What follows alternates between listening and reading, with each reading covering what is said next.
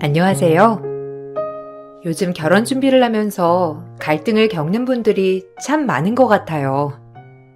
사실 결혼하기 위해서 신혼집도 마련해야 하고, 신혼여행부터 결혼식 준비 비용까지 다 생각을 하면 생각보다 많은 비용이 들게 되죠. 그래서 요즘은 모든 비용을 반반 부담하는 경우들도 많아졌는데요. 저 역시 반반 결혼을 한 케이스랍니다. 주변에서는 어떻게 결혼을 하든지 다들 행복하게 잘 산다고 하는데 저는 왜 이렇게 결혼이 힘들었는지 모르겠네요. 이혼한 지 몇 년이 지났는데 아직까지 정신 못 차리고 돌아오라는 남편의 연락을 받을 때마다 그때 기억이 새록새록 떠올라 마음을 굳게 먹고 있답니다. 남편은 제가 너무 독하다는데 여러분들은 어떻게 생각하시는지 의견을 듣고 싶어서 이렇게 글을 써보네요. 결혼 정년기에 만난 남편은 가부장적인 면 하나 없는 깨어있는 사람이었어요. 결혼을 할 때도 자기 주변에서 반반 결혼을 한 사람들이 많다면서 장점을 줄줄 설명했었죠. 저 역시 남편의 말을 듣고선 동의를 했었던 기억이 나요. 현정 씨, 나는 주변에 결혼한 사람들이 다 반반 결혼을 해서 그런가. 나도 그렇게 하는 게 나은 것 같아. 예전이야, 남자가 집해오고 여자가 혼수해오고 그랬지만, 솔직히 그러면서 여자는 시댁에 종속되고 그러는 것도 많았잖아. 이제는 남녀 평등 시대인데, 굳이 시댁에 종속되면서 살 필요가 있어?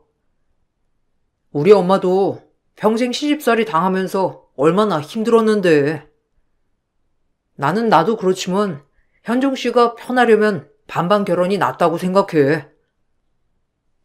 윤석 씨도 그렇게 생각해? 솔직히 나도 반반 결혼하는 거 나쁘지 않다고 생각해. 요즘 시대에 어떻게 남자만 집을 해올 수 있겠어. 어쨌든 모아둔 돈이며 거기다 플러스로 대출도 받아야 할 거고. 남자 혼자 감당하기에는 힘들잖아. 그리고 대부분 맞벌이 하는데 같이 벌면서 갚고 그래야지. 어느 한쪽만 부담하는 건 아닌 것 같아. 윤석 씨 집안에서는 어떻게 생각하셔? 우리 집? 우리 집이야. 워낙 깨어있는 집안이라서 말이야. 옛날에나 뭐 며느리가 집안일 해야 한다 어쩐다 했지. 우리 엄만 하도 시집살이 당해서 그런 거 전혀 없을 거야. 거기다가 반반 결혼했는데 어떻게 시집살이가 있어? 내 주변에서도 보니까 반반 결혼한 집안은 시집살이 뭐 이런 거 하나 없더라고. 명절에도 처가 댁 시댁 돌아가면서 가고. 현정 씨도 그게 좋지 않아? 그럼 나야 그렇게 되면 너무 좋지. 어른들 생각은 우리랑 다르니까 윤석 씨는 그렇게 생각하더라도 시댁에서는 그러지 않을 수 있는데 다행이다. 우리는 어느 한쪽에서 부담하지 말고 모든 비용 반반해서 준비하자. 우리 집에서도 그걸 원하실 거야. 결혼 준비하면서 서로 어느 정도 모았는지 보고 똑같이 준비하는 게 나도 좋을 것 같아. 반반 결혼을 해야 시댁이고 친정이고 어느 한쪽에 치우치지 않는다는 남편의 말을 듣고서는 저는 그게 합리적이라 생각을 했어요. 어차피 양쪽 집안 사정은 비등비등했고 저희 역시 월급이 같았으니 저도 별다른 고민 없이 반반 결혼을 하게 되었죠. 결혼을 할 때도 시댁에서는 좋은 며느리 들어왔다면서 다들 좋아하셨고 결혼 준비하면서 다들 한 번씩은 다툰다는데 그 흔한 말다툼 한 번 없이 수월하게 결혼을 했죠.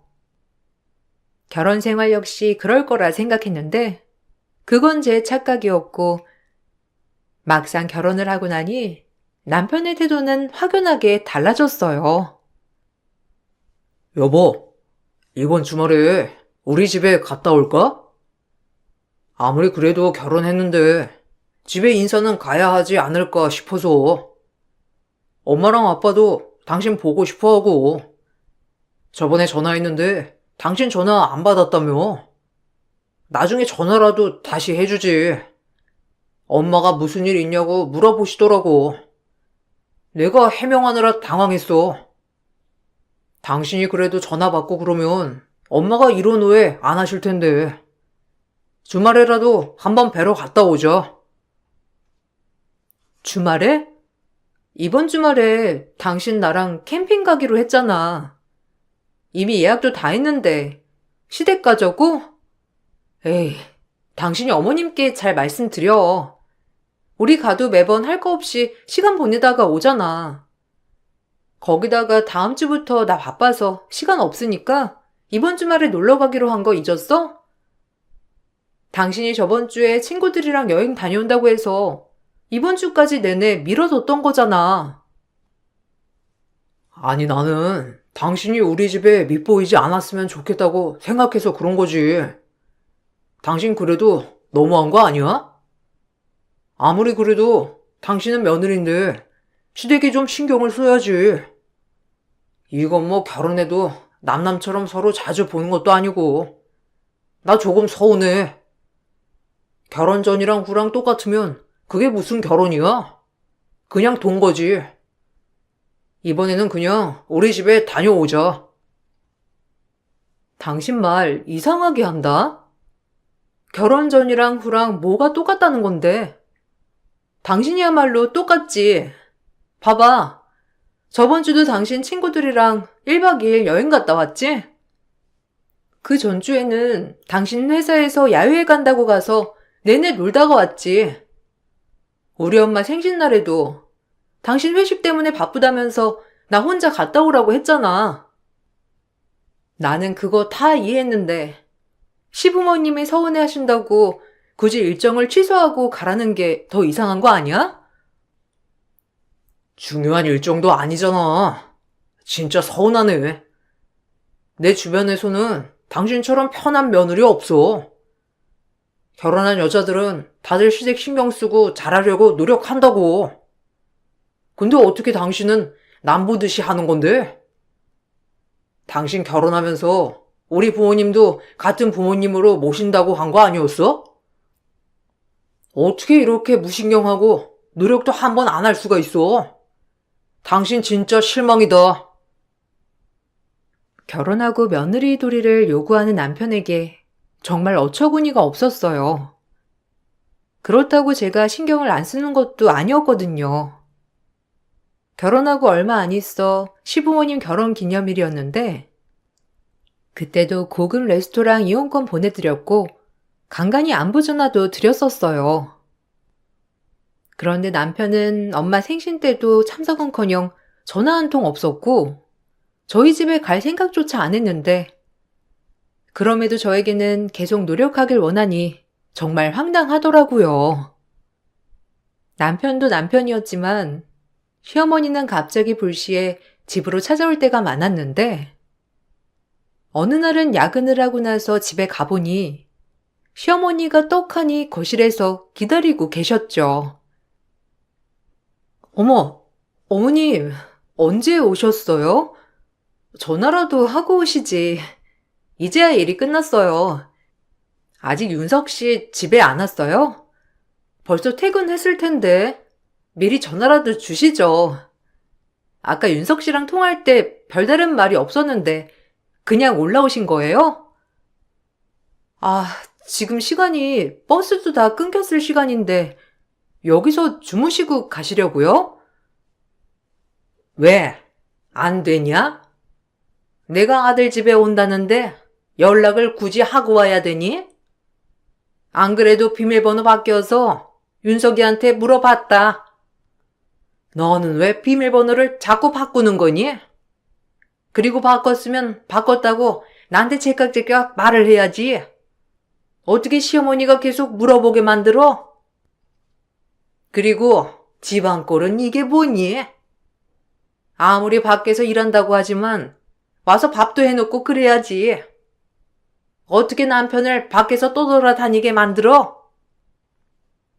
어머님, 저 밖에서 놀다 온 것도 아니고 일하다가 온 거예요.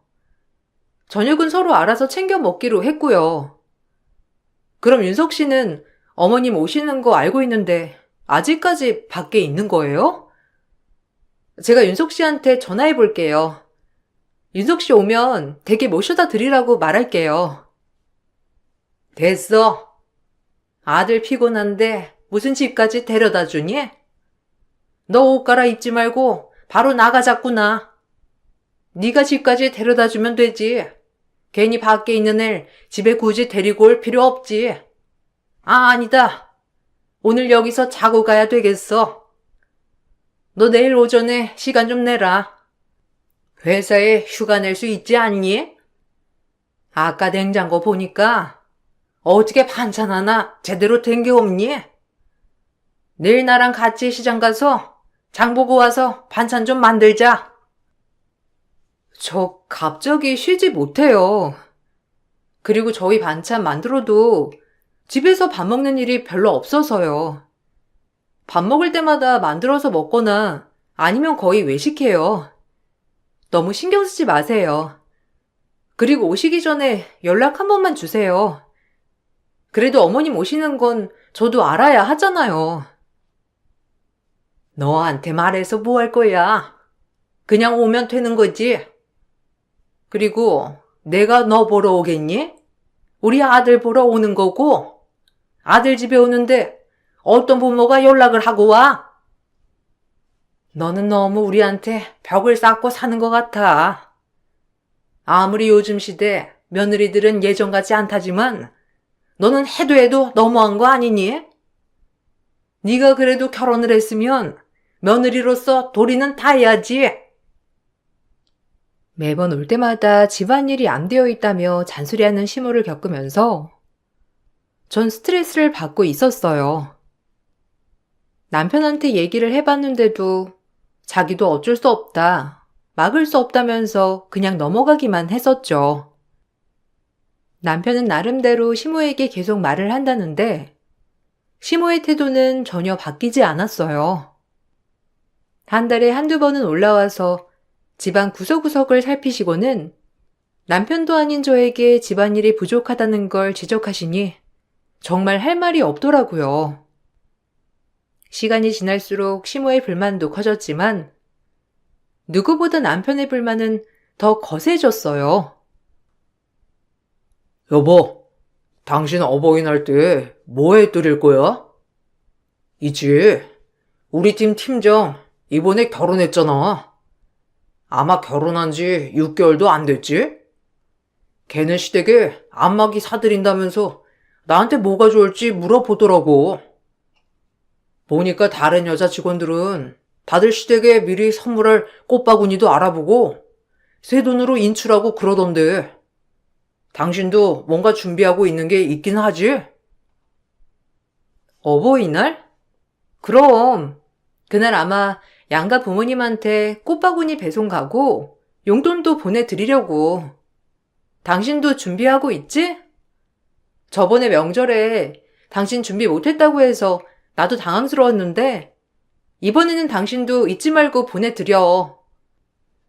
그나저나 우리야 뭐 공동 생활비에서 나가는 거니까 당신이랑 나랑 같이 해야지. 뭐 다른 선물하고 싶은 거 있으면 말해줘. 아니, 그게 아니라 공동으로 해주는 건 해주는 거고 그냥 따로 해드리는 거 없냐 물어보는 거지. 보니까 다른 집에서는 다들 그렇게 하던데? 시댁에 잘 보여야 하니까 당신이 더 챙기는 줄 알았지. 그리고 나는 솔직히 좀 서운하다. 저번에 내 친구 있지? 종찬이.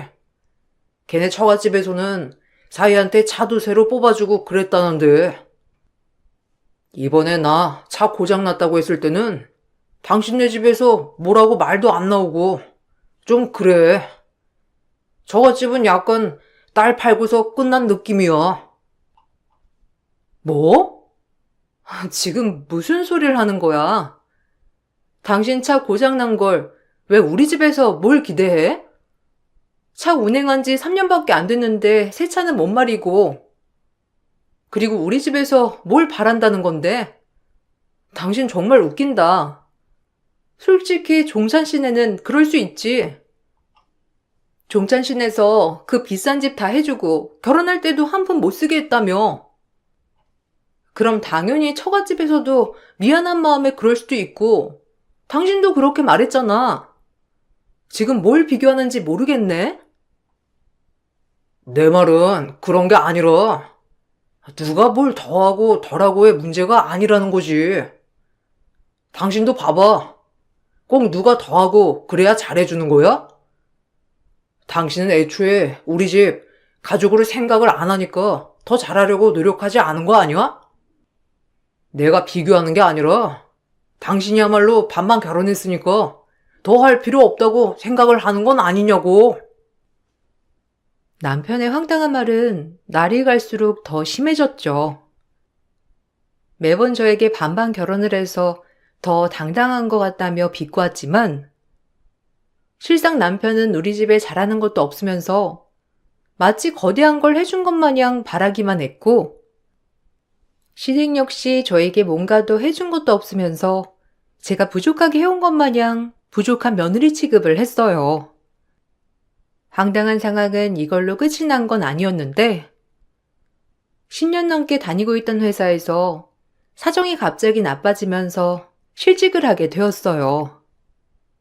실직 후 남편은 웬일로 저를 위로해 주는 듯 했는데, 생활비를 지출하는 날이 되자 남편은 당연히 생활비를 입금하라고 하더라고요.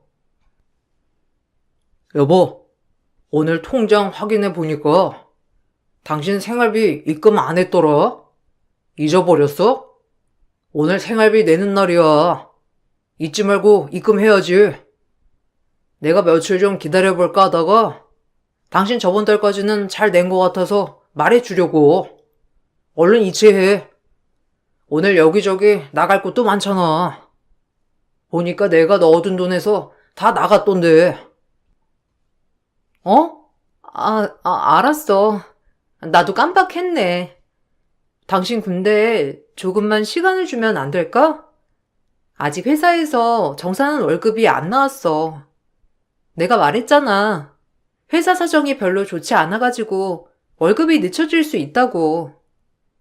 그나마 금방 넣어준다고 해서 다행이지. 오늘 생활비 넣기는 좀 힘들 것 같아. 일주일만 좀 시간을 주면 안 되겠어? 내가 금방 넣을게. 그게 무슨 소리야? 생활비는 제 시간에 제때 넣어야지. 약속한 거 잊었어? 이렇게 되면 우리 생활비 나 혼자 부담하는 거 아니야? 당신 아무리 실직을 했다곤 하지만 뒷감당은 생각을 하고 그만뒀어야지. 설마 당신 다른 개념 없는 여자들처럼 남편 혼자 돈 벌어오는 거에 먹고 놀고 그러려고 하는 거 아니지? 난 그런 거라면 진짜 용납 못해. 뭐? 아니, 내가 그만두고 싶어서 그만둔 것도 아닌데 당신 어떻게 그렇게 말할 수가 있어? 당신 내가 회사에 왜 나오게 됐는지 뻔히 알잖아. 그리고 생활비 안 내겠다는 것도 아니고 조금만 시간을 달라는 건데 어떻게 그럴 수가 있어? 당신 혼자 돈 벌게 할 것도 아니고 나도 취업 자리 계속 알아보고 있으니까 외벌이 할 거라고 걱정할 필요 없어. 그걸 어떻게 장담을 해? 당신 지금도 생활비 제대로 안 내고 있는데. 솔직히 말해서 당신 생활비 낼 생각이었으면 애초에 저축이라도 깨서 내야 하는 거 아니야? 아니면 당신 친정에라도 부탁해서 내야지. 나였으면 그랬어. 어떻게 계획도 안 세우고 무작정 뭉갤 생각이었어? 당신 진짜 실망이야. 오늘 생활비 내는 날이니까 어떻게든 내. 상황을 뻔히 알면서도 냉정하게 말하는 남편이 너무나 야속했어요. 안 좋은 일은 항상 연속해서 일어난다고. 제가 실직을 했을 때 오빠가 사고로 갑작스럽게 세상을 떠나게 되었어요. 친정 식구들은 모두 정신을 차릴 수 없을 정도로 힘이 들어했죠. 어린 조카들을 홀로 키울 올케 언니에게 조금이나마 보탬이 되어주고 싶었지만 당장 보낼 수 있는 자금이 없었어요. 그래서 남편에게 부의금 200을 부탁하게 되었죠. 여보, 오는 길에 200만 원만 좀 빌려줄 수 있어? 올케 언니한테 그냥 주려고 하니까 안 받을 것 같아서. 그래도 올케 언니 힘들고 그런데 조금이나마 보탬이 되는 게 어떨까 싶은데. 지금 당장 내가 줄 수 있지 않아서 그런데 당신이 좀 빌려주면 안 될까? 나중에 내가 취업하면 금방 줄 테니까 이번에만 좀 빌려줘. 200만 원이 누구 껌값인 줄 알아? 그리고 무슨 가족상의 부의금을 내. 어차피 형님 보험도 빵빵하고 사업하던 것도 잘 되고 있었는데 뭐가 어렵겠어. 어려우면 내가 더 어렵지. 와이프는 직장도 때려치우고 집에서 놀고 먹고 하고 있는데 따지고 보면 우리가 더 어려워. 근데 무슨 200만 원이야? 그럴 만한 돈도 없지만 그러고 싶지도 않아. 왜 우리가 돈이 없어? 생활비 통장에서 따로 가족 지출 비용으로 모으고 있었던 돈 있잖아. 거기서 조금만 빌려서 쓰자. 내가 그냥 쓰자고 하는 것도 아니고 좀 빌려달라는 건데 안 되겠어? 올케 언니가 앞으로 혼자 조카도 키워야 하고 그런데 어떻게 아무것도 안 도와줘. 내가 지금 정신이 없어서 다른 곳에 부탁할 수가 없어서 그래. 야, 너 진짜 뻔뻔하다. 생활비도 제대로 못 내는 게 어떻게 200만 원을 턱턱 뽑아서 주라고 뻔뻔하게 얘기하냐? 그러지 말고 너 이제 실업급여 나온다며. 거기서 주면 되겠네. 네 실업급여로 내. 아직 나오지도 않은 실업급여로 부의금을 주라는 남편의 말을 듣고선 그동안 나는 어떤 사람과 살아왔던 것인가 회의감이 밀려왔어요. 오빠의 장례가 끝이 나고 올케 언니와 상의한 끝에 오빠가 운영하고 있던 사업장을 그대로 제가 운영하게 되었죠. 제가 같은 직종에서 일을 하기도 해서 그게 맞다며 저에게 넘겨줬고 전 그렇게 오빠가 하던 사업을 받아 죽기 살기로 일을 시작했습니다.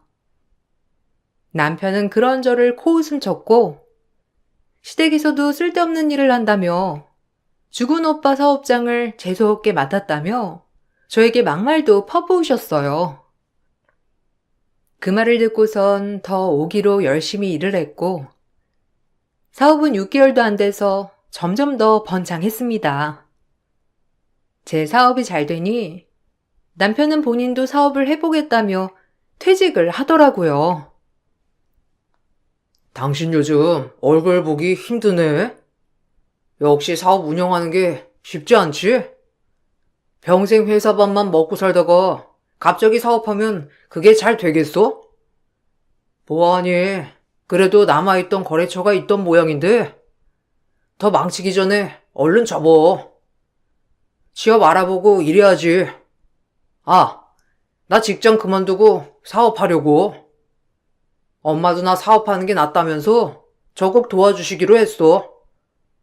누구처럼 죽은 사장 사업 물려받는 게 아니라. 뭐? 지금 그게 무슨 소리야? 당신 갑자기 사업한다는 게 무슨 말이냐고. 아무리 그래도 나한테 말은 해야 하는 거 아니야? 지금 당장 그만두면 어쩔 건데. 당신 퇴직하면서 퇴직금이랑 이런 거 혹시 사업하느라 다 투자한 건 아니지? 아, 그거야 뭐. 내가 알아서 쓸 거니까 당신이 상관할 바는 아니고. 솔직히 당신 사업한다고 하면서 아내로서 며느리로서 뭐 제대로 한 거 없지만 내가 다 이해해 줬잖아? 그러면 당신도 내 퇴직금에 털끝 하나라도 될 생각 안 해야 하는 게 맞지. 내가 당신 커버 쳐주느라고 얼마나 힘들었는데. 사업은 엄마가 지원해 준다고 하니까 걱정하지 마. 아마 제가 사업을 시작하고 나서 돈을 잘 벌게 되자 남편은 시모에게 말을 했고 시모는 아들 길을 살려주려고 있는 돈 없는 돈을 모두 탈탈 털어냈던 모양이었어요. 그렇지만 퇴직 후 사업을 한다던 남편은 3개월도 못 가 망해버렸어요. 호기롭게 시작한 장사는 제대로 된 준비가 되어 있지 않았고, 그러다 보니 하루에 손님이 한 명도 없는 날이 대부분이었죠. 그렇게 3개월 만에 망해 가게를 접고 나서 남편은 다시 시집갈 생각이 없는지 집에서 아무것도 안 하고 놀고 먹기만 하더라고요. 생활비를 입금해야 하는 날이 되었음에도 불구하고 자기 상황 뻔히 알지 않냐며 오히려 저를 냉혈한 이라고 했죠. 오늘 생활비 넣는 날인데 통장 보니까 아직 이체가 안 됐더라? 당신 저번 달도 생활비 안 넣었던 거 알고 있지? 혹시나 잊어버리고 있을까봐. 그리고 가족 지출로 모으고 있던 통장에 있던 돈은 왜 다 사라졌어? 당신 혹시 그 통장에 있던 돈 쓴 거? 야, 내가 무슨 지금 돈을 버는 것도 아닌데 어떻게 생활비를 내라는 거야?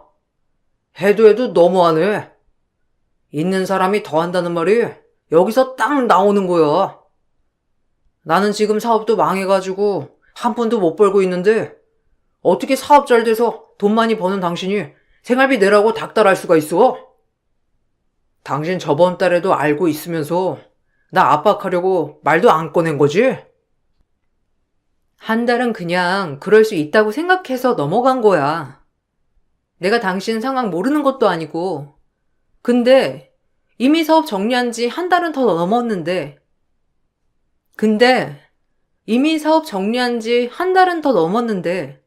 취업할 생각도 안 하고 그대로 있으니까 물어보는 거라고. 그리고 일을 안 할 거면 당신 집안일이라도 좀 해야 하는 거 아니야? 빨래고 설거지고 한 번을 손도 안 댔는데 내가 지금 말을 안 하게 생겼어? 그래, 너는 돈 많이 번다 이거지? 어차피 그 사업 당신이 애초에 시작한 것도 아니고 형님이 읽어낸 거 당신이 그대로 운영하는 것뿐이잖아. 나도 그랬음 지금처럼 이렇게 망하진 않았겠지. 당신은 시기와 타이밍이 좋았던 거야. 능력에 비해서 과분하게 벌고 있으니까 지금에 감사해. 어쨌든 지금 당장 생활비는 못 줘. 그냥 돈 많이 버는 당신이 다 내면 되겠네. 제가 생활비를 못 냈을 때는 하루도 안 가고 독촉하던 남편이었지만 본인의 상황이 되니 뻔뻔하게 나오기 시작했죠. 그 모습을 보면서 정말 없던 정도 모두 다 털리는 느낌이었고, 그러던 중 시모가 갑작스레 사고로 다치게 되었어요. 생각보다 큰 사고였고, 시모뿐만 아니라 상대방도 크게 다치는 사고였어요. 거기다가 사고로 인해 장기 입원을 하게 되었고, 평생 장애를 얻고 살게 되었는데, 문제는 시모가 낸 사고였기 때문에 피해 보상도 해야 했고, 치료비 2천만 원을 고스란히 내야 하는 상황이었어요. 남편은 2천만 원을 못 내니 저에게 말을 꺼냈습니다. 여보, 들었지? 엄마, 앞으로 평생 장애 갖고 살아야 한대. 주기적으로 치료받아야 하고 평생 달고 살아야 하는데 어쩌냐? 일도 못 하실 테고. 아, 큰일이다. 그렇지? 엄마 치료비 2천만 원 나왔다더라고. 사고도 엄마 과실로 난 거라서 오히려 피해자 보상도 해줘야 한다는데 그걸 어떻게 할지 너무 막막하다. 엄마도 막막해서 우시는데 우리라도 좀 도와줘야지. 2천만 원만 우리 자식으로서 해드리자. 2천만 원? 당신 그 돈 있어? 나는 그 정도 없어. 당신이 능력 있으면 알아서 도와드려. 왜 나한테 말해? 어머님 그리고 어떻게 사고를 내신 거야? 들어보니까 어머님 과실 100%라서 상대방 차량 보상이며 뭐며 다 해줘야 한다던데 그것도 신경 써야 하는 거 아니야? 그니까, 엄마가 나 사업 시작하는 거 지원해 준다고 여기저기 돈 다 끌어써서 지금 당장 돈이 없으신가 봐. 그래도 우리 잘 살라고 지원해 주신 건데, 당신 이렇게 냉정하게 외면하는 거 아니지? 당신 아무리 아무것도 안 하는 며느리라도 이런 위기 상황에서는 좀 며느리 노릇도 하고 그래야 돼. 이참에 당신 한 번만 도와주면 엄마가 얼마나 좋아하시겠어. 그게 무슨 소리야? 내가 왜 그걸 도와드려야 하는데? 당신 잊었어? 우리 오빠 죽고 올케 언니 혼자서 조카들 키워야 했을 때 내가 부의금으로 200만 원, 고작 200만 원 내자고 했을 때 당신 나한테 뭐라고 했지? 실업급여로 내라고 했잖아. 그래 놓고서는 뭐? 2천만 원을 내달라고? 웃기지도 않다. 올케 언니는 이제 남이라며. 어머님도 네 엄만데 네 퇴직금 800으로 떼워. 제 말을 듣고 남편은 울그락불그락 얼굴이 붉어지더니만 어디론가 전화를 하더라고요. 그렇게 집으로 불러낸 사람은 바로 저희 엄마였어요. 엄마가 집에 도착을 하고서 남편이 하는 얘기를 들어보니 더 가관이었습니다. 저와 엄마는 기가 막히다는 표정으로 남편의 말을 듣고 있었고, 그동안 전 이혼을 결심하고 난 후에 친정의 남편과 시댁의 악행을 모두 말했기 때문에 엄마는 더욱 어처구니 없어 하셨어요. 그걸 모르고 있던 남편은 뻔뻔하게도 자신들은 잘했고 저는 못했다며 하소연을 시작하더라고요. 장모님, 제가 오죽하면 장모님 여기로 오라고 했겠어요? 진짜 너무한 거 아닙니까? 저는 장모님이고 장인어른이고 제 친부모님처럼 생각했는데 와이프는 그게 아니에요. 장모님도 제 마음 이해하실 거예요. 와이프가 저희 엄마 치료비 못 내주겠답니다. 그동안 저희 엄마가 저희한테 해준 게 얼만데요. 평생 모은 돈 사업하는 데 쓰라고 다 투자해 주셨는데 그 감사함 알면 치료비 정도, 아니 앞으로 모시고 살아도 부족하지 않겠어요? 자네, 말 한번 잘했네. 자네 우리를 친부모라고 생각했다고 했지? 그러면 우리 아들도 친형이나 마찬가지라고 생각했던 거 아닌가? 자네 우리 아들 죽었을 때 장례식장에서 뭐 했나? 그래도 하나밖에 없는 형님인데 자네 피곤하다고 몇 시간 있지도 않고 가지 않았어? 거기다가 우리 집은 얼마나 많이 오고 뭘 얼마나 해줬다고 친부모라고 생각해?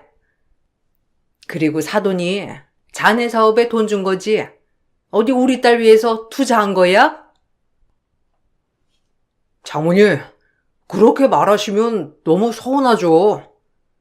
당연히 엄마는 저희 부부가 잘 살길 원해서 투자를 해주신 건데 그럼 와이프도 그걸 알고 감사해야죠. 요즘 시대에 이렇게 투자해주는 게 쉽습니까? 엄마 전 재산을 다 투자를 했으니 그 다음에 일은 저희가 감당을 해야 하는 거 아니에요? 장모님 정말 너무하시네요. 와이프가 왜 이렇게 뻔뻔한지 알겠어요. 자네야말로 뻔뻔하구만.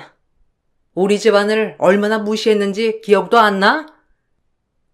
자네고 자네 엄마고 우리 딸 사업하는 거 재수 온 붙었다고 하지 않았어?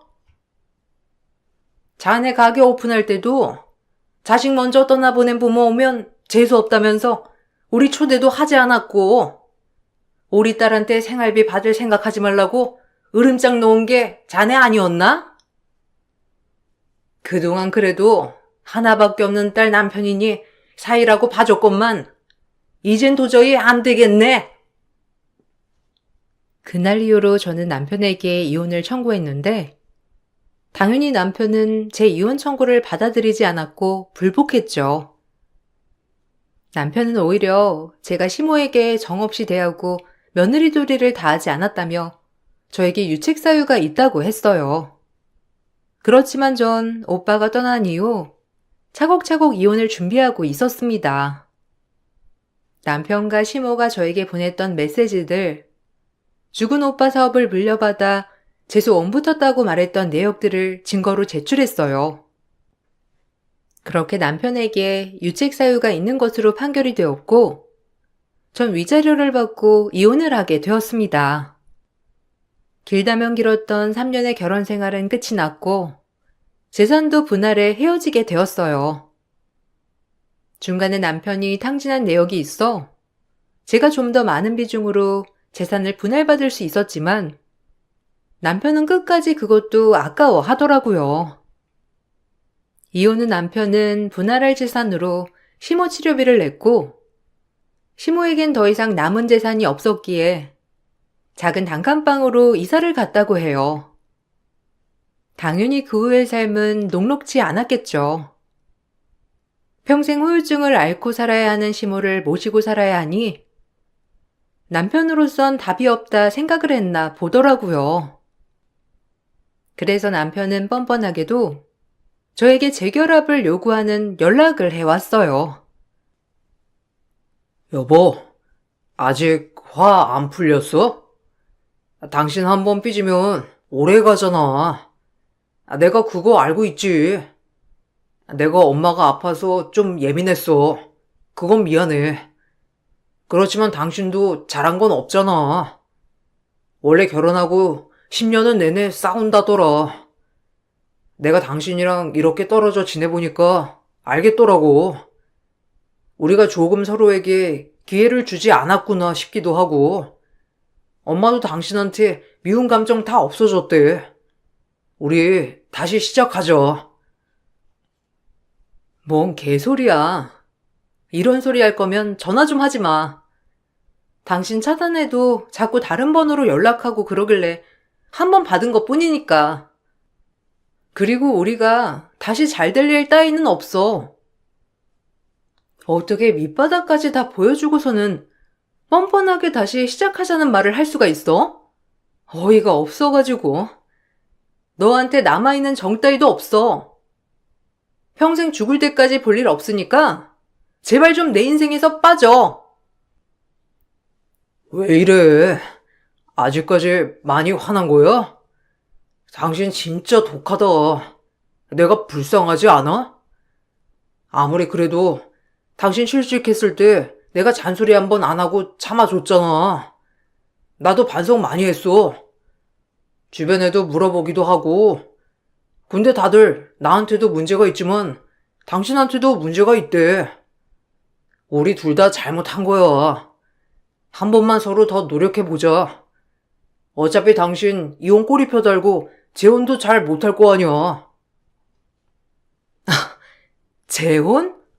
나 앞으로 재혼 못해. 왜냐면 당신 같은 사람 만날까봐 무서워서 절대 못해. 어디서 개수작이야. 난 우리가 이혼한 게 전적으로 네 잘못이라고 생각해. 네가 잘못하지 않았으면 애초에 이런 일도 없었을 거야. 그러니까 평생 자책하면서 살아. 한 번 더 연락하면 당신 스토킹으로 신고할 거야. 한 번씩 화를 내고 나면 몇 주간은 조용하던 남편이 다시 번호를 바꾸고 연락이 온답니다. 그럴 때마다 참 끈질기다 싶으면서도 아직까지 자기 반성은 전혀 하지 않았구나 싶은 생각에 어이가 없더라고요. 전 2번 다시 남편과 만날 생각이 없어요. 그렇지만 남편은 항상 전화를 할 때마다 자기 잘못도 있지만 제가 잘못한 것도 있다고 얘기를 하네요. 정말 제가 잘못한 일이 있는 걸까요? 여러분들은 어떻게 생각하시나요? 의견 남겨주시면 감사하겠습니다. 남편과 이혼을 하고 나서 저는 더 열심히 살고 있어요. 아직까지는 사업도 탄탄대로 잘 되고 있고 결혼 생활을 했을 때보다 마음도 훨씬 편하답니다. 제 긴 얘기를 들어주셔서 감사합니다. 새해에는 여러분들도 좋은 사람들과 항상 행복하시길 바랄게요. 안녕하세요. 저는 40대 여자입니다. 최근에 시부의 장례식이 있었어요. 이것저것 정신없이 정리하다 보니 벌써 시부가 돌아가신 지도 한 달의 시간이 지나가 버렸습니다. 제가 사연을 신청하려고 마음먹은 이유는 시부의 장례식 때 있었던 일들이 너무 기가 막히고 말이 안 나올 정도로 황당했던 사건이 눈앞에 펼쳐졌었는데요. 그때의 상황이 아직까지도 저에겐 엄청난 충격으로 남아있는 상태라 글을 쓰는 지금도 정신적으로 괴롭긴 하지만 많은 분들이 제가 겪었던 일들을 들어주셨으면 좋겠어요. 평소 운동을 좋아하고 건강하셨던 시부가 어느 날 건강에 문제가 생겨 병원에서 검사를 받았던 적이 있었어요. 옆구리에 통증이 반복적으로 일어나서 고통을 참아오다가 도저히 안 될 것 같으셨는지 혼자서 병원을 가셨는데 시모에게 전화가 왔을 때 저희 부부는 충격적인 말을 듣게 되었고 온 가족이 급하게 시댁으로 향했어요. 현관문을 열었을 때 이미 집은 초상남 분위기였고 오열하는 시모 옆에 시부는 충격에서 벗어나지 못하고 있는 상태셨어요. 시댁에 오기 전에 전화통화로 듣게 된 시부의 병명은 췌장암 말기였고 이미 손을 쓰기에는 어려운 상태였습니다.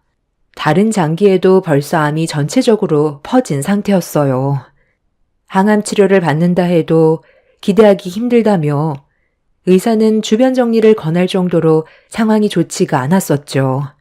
저는 그때 췌장암을 처음 들어봤었는데 알고 보니 암 중에서도 치료하기가 제일 어렵고 이미 병명을 알았을 때는 진행 상태가 많이 늦어버려 완치가 될 수 없는 무서운 병이라는 걸 알 수 있었어요. 워낙 헬스장에서 살다시피 하셨던 시부가 건강 하나만큼은 누구보다 자신 있다고 생각하셨는데 어느 날부터 운동을 격하게 해서 살이 빠진 것 같다며 불편함을 느끼셨고 소화가 안 되는 것 같은 여러 가지 복합적인 불편함을 얘기하셨지만 가족들 모두 대수롭지 않게 생각했었어요. 시부가 운동을 너무 격하게 해서 그런 부작용이 온 거라고 말하니까 저희는 그런 줄 알고 있었고 겉으로 보기에도 별다른 문제는 없어 보였습니다. 그런데 췌장암 말기 판정을 받고 돌아왔으니 얼마나 충격을 받으셨겠어요. 저희 부부와 형님네에는 시부에게 위로의 말도 해줄 수가 없었습니다. 회복이 될 수 있다면야 당연히 희망적인 말이라도 할 텐데 이미 병원에서 완치 불가 판정을 내려버린 상태였기 때문에 희망적인 말이 되려 시부에게는 상처가 되는 말이 될 것 같아 가족들 모두 어떠한 말도 해줄 수가 없었어요.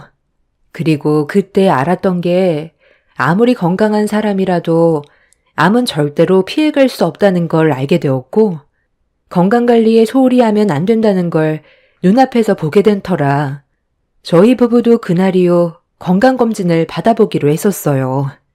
췌장암은 유전적인 요인도 있다고 하더라고요.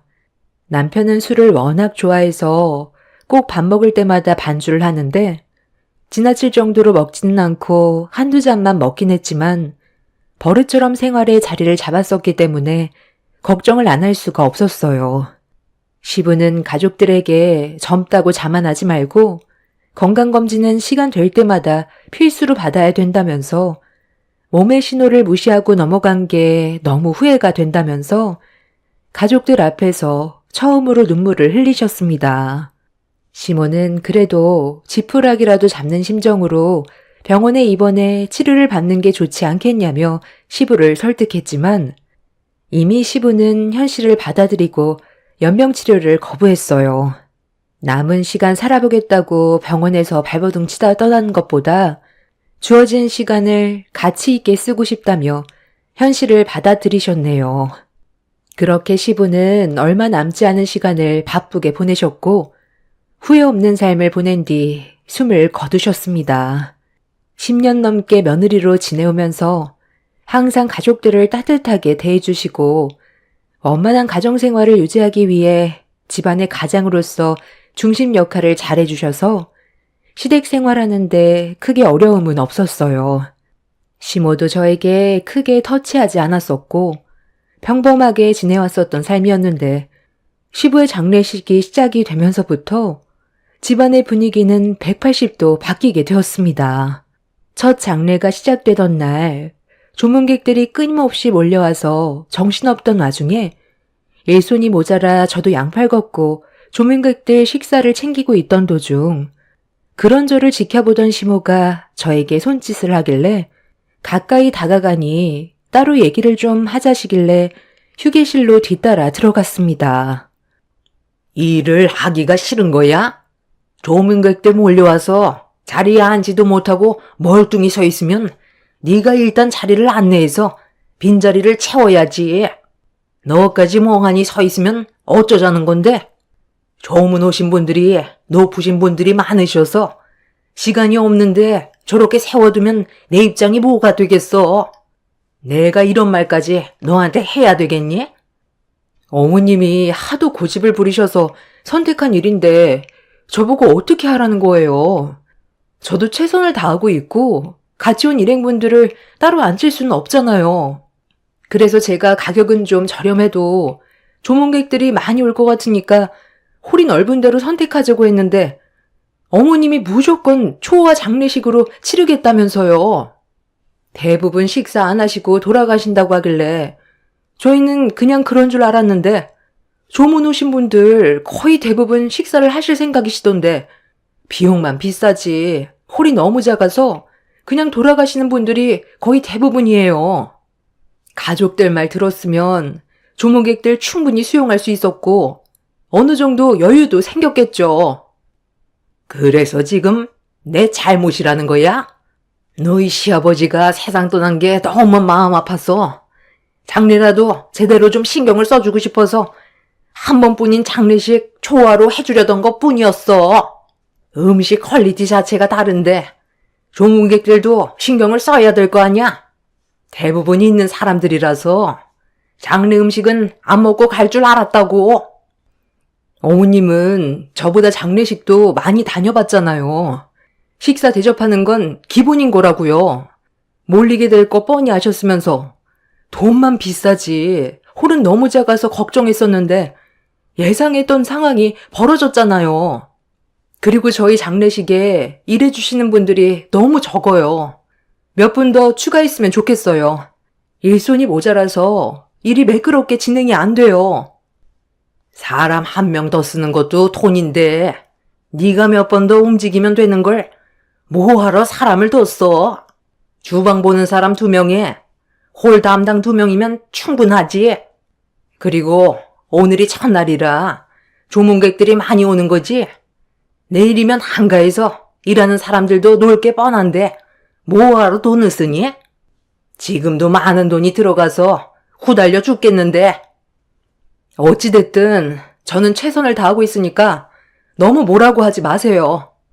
그리고 아까부터 신경이 좀 쓰였는데 어머님 옆에 있던 남자분은 누구예요? 내가 그런 것까지 너한테 일일이 말을 해줘야 되니?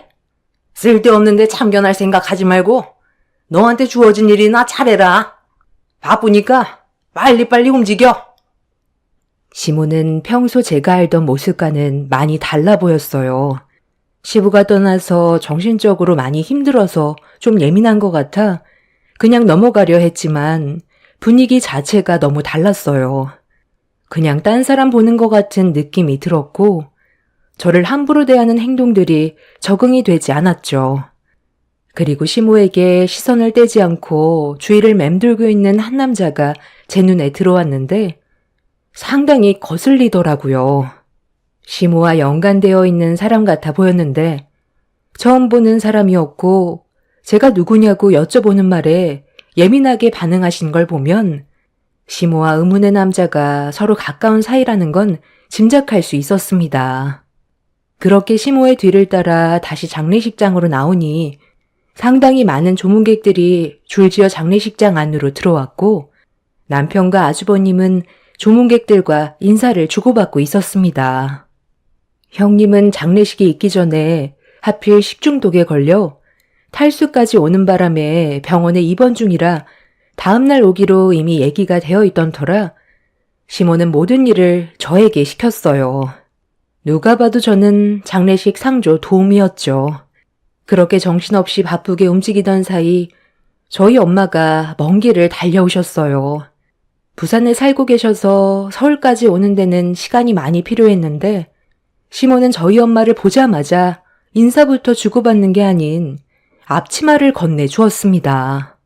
제가 엄마 손에 들려있던 앞치마를 뺏은 뒤 뭐 하시는 거냐고 불편한 표정으로 시모를 바라보자 제 손에 들려있던 앞치마를 다시 빼서 들더니 저희 엄마한테 던지듯 다시 건네주었습니다. 적어도 사돈지간이면 장례식장에 올 때 옷차림에도 어느 정도 신경을 써야죠. 그렇게 옷이 없어요? 추레하게 그게 뭡니까? 정말 창피해서 고개를 들지 못하겠네요.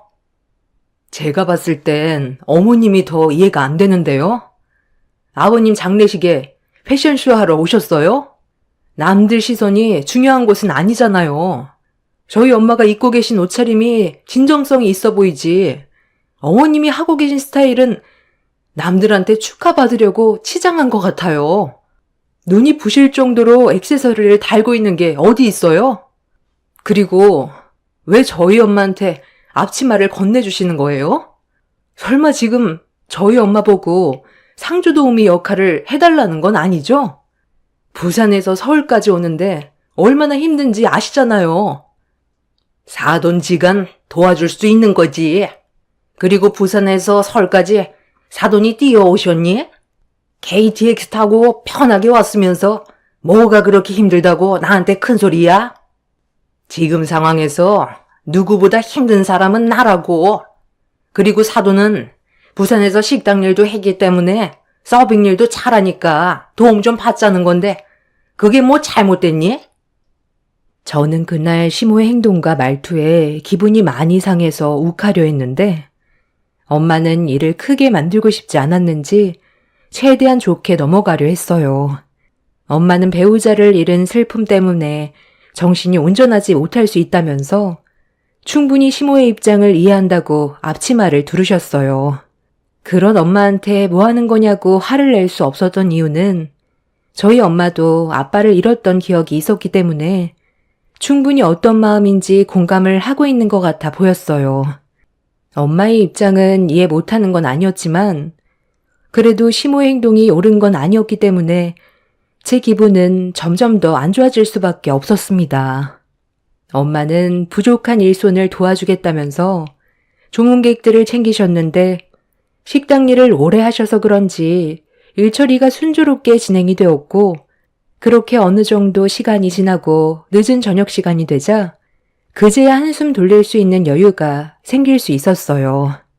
남편과 아주버님은 일손을 도와준 저희 엄마에게 감사하다며 엄마 덕분에 정신없던 장례식이 원활하게 진행이 될 수 있었다고 대화를 주고받고 있었는데 어느 정도 한가해졌을 때부터 술을 마시던 시모가 꽤 많은 양을 마셨는지 갑자기 소주잔을 저희 쪽으로 집어 던졌어요.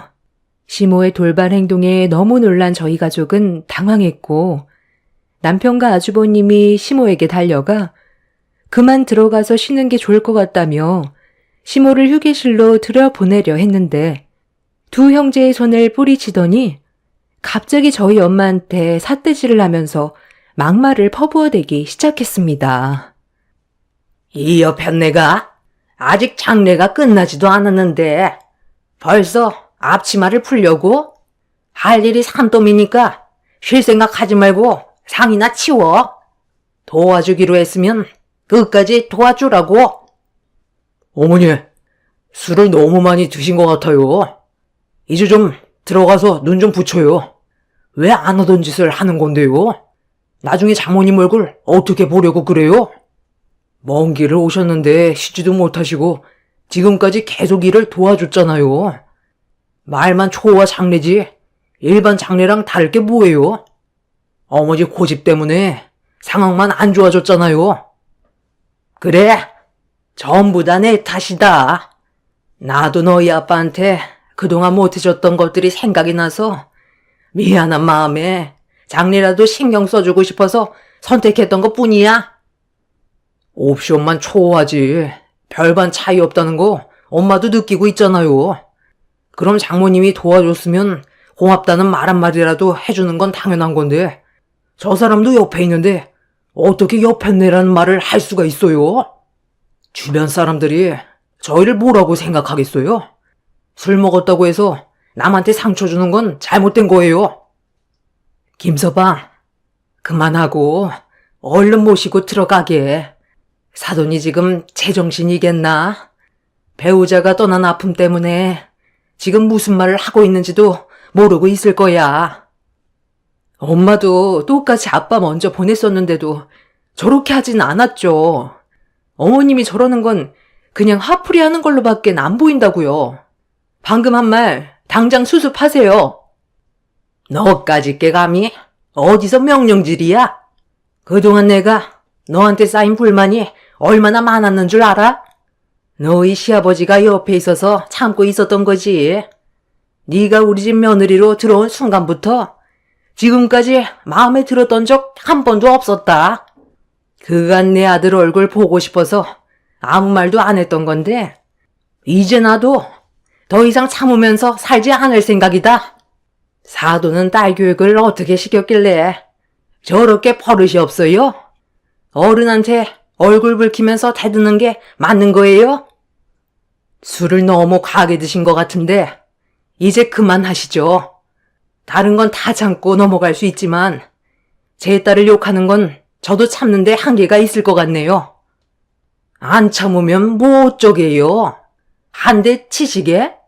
장례식장에 들어간 돈도 상당해서 스트레스 받는데 잘 됐네. 땡값이라도 받아서 본전치기하게 쳐볼 테면 쳐봐요. 아이, 그만 좀 해요. 어머니, 원래 이런 사람이었어요? 그동안 가족들한테 보여줬던 모습들은 전부 다 가식이었던 거예요? 도대체 이러는 이유가 뭐예요? 장례 끝나면 가족들 얼굴 안 보고 싶어서 일부러 이러는 거냐고요? 지금 세령 엄마도 식중독에 걸려서 병원에 있는 것도 신경 쓰이는 게 한두 가지가 아닌데 어머니까지 이러면 정말 힘들다고요. 더 이상 일을 키우지 말고 그만 들어가서 쉬세요. 어머니는 지금 좀 쉬어야 될 것 같아요. 아, 제발 좀 들어가시라고요. 이건 나. 내가 쉬고 싶으면 알아서 들어갈 테니까 밀지 말라고. 야, 이 옆편네야. 뭘 그렇게 쳐다보고 있어? 빨리 상 치우라는 말 안 들려? 일당 주면 되잖아. 시모가 뱉은 마지막 말에 온 가족이 경악을 했고 너무 큰 충격을 받아 다들 놀란 상태였는데 아까 전부터 신경 쓰이던 한 남자가 시모 옆으로 다가왔어요. 젊어 보이는 남자는 남편과 비슷한 나이대 같아 보였는데 시모의 팔을 잡은 뒤 그만하라는 한마디 꺼내자 시모가 그 남자와 눈빛을 주고받더니 갑자기 순한 양처럼 조용해졌습니다. 가족들은 예상치 못한 상황에 당황했고 남편이 시모 옆에 있던 남자에게 누구냐고 물어보는데 아무런 대답도 하지 않고 시모를 끌고 휴게실로 걸음을 옮기더라고요. 남편은 자기를 무시하던 남자의 행동에 기분이 나빴는지 몸을 돌려 세우면서 시모의 팔을 잡고 있는 손을 분리시켰고 목소리를 높이는 순간 시모가 남편의 뺨에 손을 올렸습니다. 순식간에 벌어진 일이라 너무 놀랐고 아주버님까지 시모의 팔을 잡으면서 뭐 하는 거냐고 화를 내자 시모는 아주버님의 얼굴에도 손을 올려 버렸어요. 전혀 예상치 못한 광경에 장례식장은 조용해졌는데 병원에 입원해 있었던 형님이 언제 왔는지 시모에게 소리를 질렀어요. 지금 그이한테 뭐 하는 짓이에요? 왜 잘못도 없는 사람한테 손을 함부로 올리는 건데요? 아버님 떠나셨다고 정신줄을 놓은 거예요? 저 남자가 누군데 어머님 자식인 이 사람한테까지 손을 올리는 거냐고요? 저기요, 그쪽이 누구냐고 물어봤잖아요. 처음 보는 얼굴인데 설마 어머님이랑 바람 피운 관계세요? 쓸데없는 말 할 거면 너도 앞치마 두르고 일이나 도와라. 네가 작은 며느리보다 더 꼴보기 싫은 거 알고 있냐? 갑자기 식중독에 걸렸다는 게 웃기지 않아? 한창 바쁠 때 식중독에 걸려서 병원에 입원했다는 거 솔직히 조문객들이 많이 올 거 뻔히 알고 있으니까 한가해질 때쯤 오려고 미리 계획했던 거잖아. 아니, 무슨 말을 그렇게 하세요. 지금도 상태가 안 좋은데도 동서가 고생하고 있을 게 눈에 훤해서 좀 더 입원해 있어야 된다고 했는데도 힘들게 온 거라고요. 그리고 제가 식중독 걸리고 싶어서 그런 것도 아니잖아요. 술을 드시려면 곱게 드시던가. 가족들한테 상처 다 주면 어머님한테 남는 게 뭔데요? 속이 후련하세요? 너희들 더 이상 필요 없다. 장례식 끝나면 어차피 얼굴 볼 생각 조금도 없었어. 나도 지금까지 할 만큼 했거든. 내가 그동안 너희들이 마음에 안 들었는데도 지금까지 참았던 게 왜 그랬는지 알아? 끝까지 숨기고 절대로 들키지 않아야 나한테 불이익이 안 오거든. 너희들이 모르는 것들이 수도 없이 많다. 할 도리는 해야 되니까 장례식 끝날 때까지만 봐주는 거야. 지긋지긋했던 내 인생에도 이제야 빛을 보게 됐는데 더 이상 너희들 얼굴 볼 필요 없잖아. 시모는 완전히 다른 사람으로 변해 있었어요. 평소 알던 모습이 아니라서 가족들 모두 놀라고 있었는데 어디서 소리를 지르냐며 장례식장 안으로 시댁 일가 친척분들이 줄지어 들어왔습니다. 일가 친척 전원이 고함을 치자 시모의 얼굴빛은 갑자기 새하얗게 굳어버렸고 당황한 얼굴로 시댁 친척분들을 노려보고 있었습니다. 그리고 시모 앞으로 가까이 걸어간 시 큰아버지께서 시모에게 손을 내밀었어요. 알 수 없는 행동을 보이자 시모가 시 큰아버지를 쳐다만 보고 있었습니다. 내놔. 내 말 무슨 뜻인지 몰라? 지금 내 동생 재산 내놓으라고. 오늘 줄초상 한번 치를까? 장례 끝나면 내 동생 재산 가지고 저놈이랑 도망칠 생각이었지? 내가 이때가 오기를 손꼽아 기다리고 있었는데 정신 나갔다고 그이가 남긴 재산을 도해내겠어요? 어차피 법적으로 모든 재산은 제 이름으로 옮겨지는 건 당연한 거고 저도 지금까지 그 사람 한 사람으로서 최선을 다하며 살아왔었기 때문에 재산에 대해서는 아주버님이 관여할 수 있는 문제는 아니죠. 오셨으면 식사나 하고 가세요. 내 동생이 그동안 모르고 있을 줄 알아? 알면서도 눈 감아줬으면 감사하게 생각하고 몸만 나가면 되지. 내 동생 재산까지 전부 가지고 가겠다고? 방금 얘기했잖아요. 지금까지 할 만큼 했으면 된 건데 뭘 더 해야 되는 건데요? 눈 감아준 걸 아니까 저도 집안의 균형을 무너뜨리지 않기 위해 최선을 다했잖아요. 그래서 내 동생 재산을 내놓지 않겠다는 거야? 그럼 애들은 어떻게 할 건데? 이런 사실을 모르고 살았던 애들 입장은 생각해봤어? 저놈, 네가 바람 피워서 낳은 자식이잖아. 우리 가족들과 피 한 방울 섞이지 않은 완전 남의 자식이라고. 바람 피웠던 놈이 도망치다가 사고로 죽는 바람에 뱃속에 있는 아이한테는 죄가 없으니까 내 동생이 그동안 모른 척하고 지냈었던 거잖아.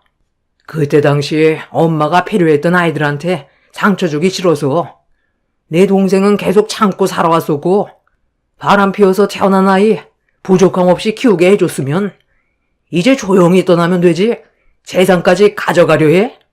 너는 내 동생 재산 가져갈 수 없어. 그 사람과 약속한 게 있거든요. 자기가 눈을 감기 전까지는 애들이 이 사실을 몰랐으면 좋겠다고 했었는데 솔직히 저는 평생 입 다물고 살아야 될 줄 알았어요. 이런 사실을 애들이 알면 안 되니까 건강을 철저하게 관리하길래 평생 입 다물고 살아야 하나 싶었거든요. 그런데 건강했던 그 사람이 췌장암에 걸려 떠나게 될지 누가 알았겠어요? 얘도 제 배 아파 낳은 또 다른 자식이에요. 당연히 행복해야 될 권리가 있고 그동안 외롭고 힘들게 살아왔기 때문에 이제는 행복하게 해주고 싶어요. 그래서 나에게 넘어온 재산 제 아들한테 다 퍼줄 거예요.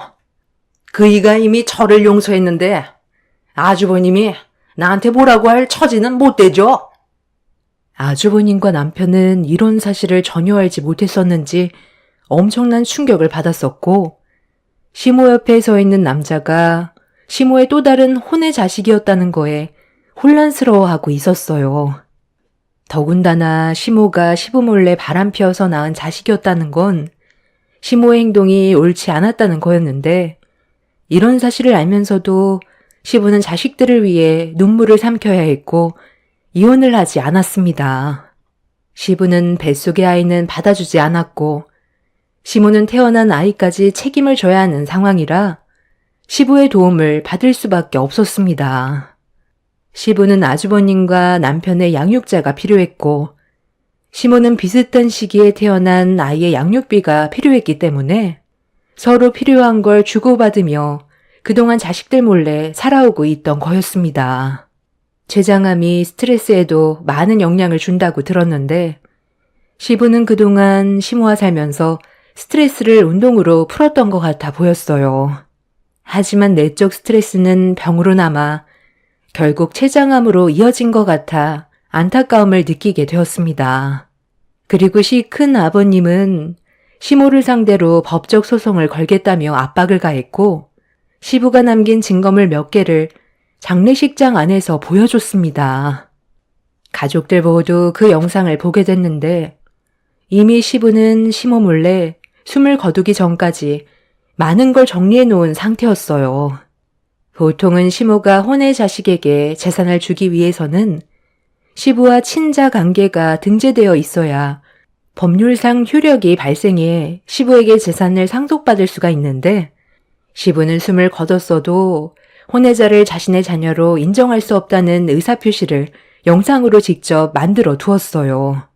어떠한 재산도 혼외자에게는 남겨주지 않을 거라는 유서를 영상으로 확실한 증거물을 남겨두었고 시부의 재산은 불우한 이웃을 돕기 위해 일부 기증까지 되어 있는 상태였습니다.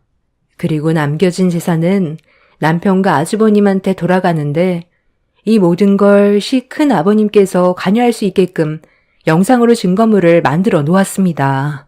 그리고 마지막으로 시모에게는 그동안 자식들 키운 거에 대해서는 고생했지만 결혼 생활 동안 바람 피워서 아이까지 낳은 거에 대해서는 눈을 감는 그 순간까지도 용서할 수 없다며 지금까지 먹고 살게 해준 것만도 감사하게 생각하라면서 시모에게는 재산에 대한 권리를 박탈하겠다는 유언을 남기셨습니다. 시모는 시부가 남긴 유언의 영상을 보더니 새하얗게 굳어버렸고 시 큰 아버님은 시부의 장례가 끝난과 동시에 법적으로 이 문제에 대해 소송을 제기했어요. 그리고 지금 현재 법적 공방이 오고 가고 있는 상태입니다. 시부의 유언이 어느 정도 적용은 되어 시부의 재산은 아주버님과 남편이 거의 대부분 가져가게 되는 걸로 마무리가 되어가고 있지만 시모가 그동안 시부와 살면서 법적 관계를 유지해온 부분과 이혼을 하지 않고 서로의 이득을 위해 합의하고 부부관계를 이어온 거에 대해선 법률상 부부임을 인정하는 거기 때문에 재산의 일부분은 시모에게도 어느 정도 돌아가게 되는 걸로 틀이 잡혀 있는 상태입니다. 시 큰 아버님은 시모에게 땡전 한 푼 쥐어줄 수 없다면서 현재 항소를 제기했어요. 그리고 이 일이 있고 난 이후부터 아주버님과 남편은 시모의 얼굴을 단 한 번도 보지 않았습니다. 과거의 행동에 대해선 모두가 용서하고 싶지 않은 것 같습니다. 시모는 바람 피워서 낳은 자식도 똑같이 배 아파 낳은 자식이기 때문에 본인한테는 아픈 손가락이라면서 아주버님과 남편에겐 그동안 많은 사랑을 줬으니 이제는 혼의 자식에게 남은 인생을 쏟아낼 거라면서 시모는 미련도 없이 등을 돌렸어요. 그래도 함께 살아온 세월이 있는데 어떻게 조금의 고민도 없이 등을 보일 수 있는 건지 이해가 되지 않더라고요. 이 일로 인해 시모와는 완전히 연을 끊게 되었지만 차라리 잘 된 것 같아요. 남편이 시모와 혼의 자식을 보면서 스트레스 받다가 시부처럼 암에 걸리느니 차라리 얼굴 안 보고 사는 게 속 편할 것 같습니다. 나중에 병들어 몸 아프게 되면 분명 땅을 치고 후회할 날이 올 겁니다. 이런 말도 안 되는 기가 막힌 일들이 눈앞에 펼쳐졌다는 게 아직까지 믿어지지가 않네요. 시 큰 아버님이 시모의 혼외 자식을 뒤에서 몰래 조사를 해봤다는데 제대로 된 가정 환경에서 자라지 않고 커서 그런지 시모가 주는 돈으로 거의 매일 노름빵을 드나들고 있다는 말을 들었는데 시모는 아직까지 그 사실을 모르는 것 같아요. 나중에 얼마 되지도 않는 남은 돈까지 전부 다 탈탈 털리고 나면 머리 굽히고 들어오려 하겠죠. 그 전에 저희는 시모가 찾지 못하게 다른 곳으로 이사할 생각입니다. 이런 제 기가 막힌 사연을 들어주신 분들 감사합니다. 안녕하세요. 저는 얼마 전에 결혼식을 올린 30대 중반 여자입니다. 한 번뿐인 결혼식에 저희 엄마는 충격적인 행동을 저지르셔서 부득이하게 함께 할 수 없었어요. 뒤늦게 후회를 하신 엄마는 눈물을 흘리셨지만 이미 버스는 떠나가 버렸고 다시 예전으로 되돌릴 수 없기 때문에 안타깝기만 하네요. 엄마는 지금의 남편을 사이로 받아들이기를 싫어하셨어요. 그 이유는 남편의 재산이 많지 않다는 이유 하나 때문에 저를 보내고 싶어 하지 않으셨죠. 제가 생각한 기준과 엄마가 생각하고 있는 기준은 많이 달랐어요. 돈은 있다가도 없는 건데 왜 이렇게 집착을 하시는지 이해할 수가 없었습니다. 남편의 집안이 그렇다고 형편이 안 좋은 것도 아니었어요. 경제적으로 걱정 없이 살면 저는 그걸로 만족하고 살 수 있었지만 엄마는 남자 집안은 무조건 저희보다 잘 살아야 된다고 생각하셨습니다. 그런 문제가 갈등의 시작이 되면서 잦은 싸움으로 번지게 되었죠. 저는 남편이 사치 안 부리고 경제적으로 절약하는 모습들이 정말 마음에 들었었어요. 하지만 엄마는 그 반대셨죠. 남자가 돈 씀씀이가 커야 큰일도 하는 거지. 쫌팽이처럼 절약하면서 살면 제대로 된 일들을 처리해 나갈 수 있을 것 같니? 손이 작은데 뭘 할 수 있겠어? 그러니 여태까지 발전 없이 그 자리에서 머물러 있는 거다. 남자는 무조건 야망이 있어야 되는 거야. 그 야망 찾다가 쫄딱 망하는 사람 얼마나 많은데. 그리고 왜 엄마가 내가 만날 사람의 기준을 정하는 거야? 엄마 말 들어서 나쁠 것 하나 없어. 토달지 말고 조만간 선자리 알아볼 테니까 이제 그만 갈라서라. 엄마는 제 마음을 전혀 이해해 주려 하지 않았어요. 하루 이틀 만난 사람도 아닌데 무조건 안 된다는 말만 하시는 모습이 저에게 많은 상처로 다가왔죠. 어느 정도 납득이 갈 정도면 받아들일 수 있겠지만 제가 봤을 때 엄마는 그냥 그 사람이 마음에 들지 않아서 사이로 받아들이고 싶지 않은 것 같아 저도 기분이 좋지 않았습니다. 만나줄 생각도 없으셨고 기회조차 주려 하지 않는 엄마의 행동 때문에 사태가 심각해지자 묵묵히 지켜보고 계시던 아빠는 가족 모두를 한자리에 모으셨네요. 언제까지 이런 식으로 지낼 거야? 내가 말을 안 하니까 집안이 아주 난리도 아니구먼. 당신도 좀 적당히 하지 그래? 막내딸 진이가 마음에 드는 남자라는데 한 번쯤 기회를 줄 수도 있는 건데 꼭 그렇게까지 고집을 부려야 되겠어? 내가 마음에 들지 않는다고 하면 그걸로 끝인 거지. 너는 엄마를 꼭 이겨 먹어야 되겠어? 내가 고집을 부리는 게 아니라 네가 엄마를 이겨 먹으려고 하는 거잖아. 잘난 거 하나 없는 놈 봐서 뭐하게? 시간만 버리는 꼴이다. 여보, 이제 그만 일어나도 되지? 엄마는 그 욕심부터 버려야 돼요. 돈 많은 사위 하나 들여와서 큰 거 하나 얻으시려는 거 내가 모를 줄 알아요? 엄마는 저를 데리고 장사하려는 거 모를 줄 알았어요? 지금 선보게 하려고 능력 좋고 돈은 많은데 결혼은 못하고 있는 나이 많은 사람들 알아보고 계신다는 거 다 알고 있다고요. 어제 저녁에 통화하는 거 다 들었어요. 아빠, 엄마가 글쎄 나보다 15살이나 많은 사람이랑 붙이려고 계획하고 있다니까요? 아빠는 엄마의 행동에 대해 이해하실 수 있으세요? 나이 차이가 뭐 어때서? 너희 언니 봐봐라. 엄마 말 들어서 지금 어때? 떵떵거리며 잘 살고 있잖아. 비록 7살 정도 차이 나지만 결혼하면 나이 차이 신경도 안 쓰게 된다. 고집 그만 부리고 엄마가 하라는 대로만 하면 앞으로 인생길은 환하다고. 당신이 진이 좀 설득해봐요. 도대체 누굴 닮아서 왜 이렇게 고집이 센 거야? 엄마와 저는 서로 전혀 조율이 되지 않았어요. 제가 생각하는 배우자감이 엄마의 기준에선 달랐기 때문에 대화가 좋게 이어질 수는 없었습니다. 해결된 건 하나도 없이 서로의 감정만 상해버린 상태로 각자 방으로 들어가게 되었죠.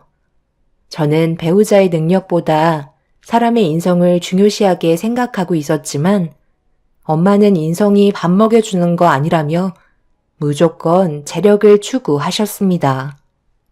하지만 아빠도 저와 같은 의견이셨고 엄마 앞에서 편을 들어주시니 너무 감사했었죠. 결국 아빠만 제가 결혼하고 싶은 그 사람과 얼굴을 마주하게 되었고 어려운 자리이고 긴장이 될 텐데 어색할 줄 알았던 제 생각과는 다르게 아빠와 그 사람은 웃으면서 대화를 주고받았어요. 그렇게 꽤 오래 함께한 시간 동안 아빠는 사이로 받아들여도 된다고 결정하셨는지 그 사람과 헤어지고 나서 저에게 긍정적인 답변을 주셨네요. 집안의 가장으로서 확실하다고 생각하시는 건 무조건 강하게 추진하셨던 아빠는 집으로 돌아와서 엄마한테 좀 전에 있었던 상황에 대해 대화로 주고받으면서 싫다는 반대 의견에도 아빠는 그 사람을 집으로 초대하게 되었어요. 이번에는 제대로 가족 모두가 한자리에 모이게 되었고 긴장이 많이 돼 보였지만 그래도 들어오는 질문에는 차분하게 대답을 이끌어 줬어요. 그래도 경차는 좀 아니지 않아? 주변 시선들도 있는데 최소 승용차는 돼야 얼굴을 들고 다닐 수 있지. 어떻게 남자가 경차를 끌고 다닐 수가 있는 거지? 진이야, 너희 형부가 얼마짜리 차를 끌고 다니는지 너도 몇 번 봐서 알지?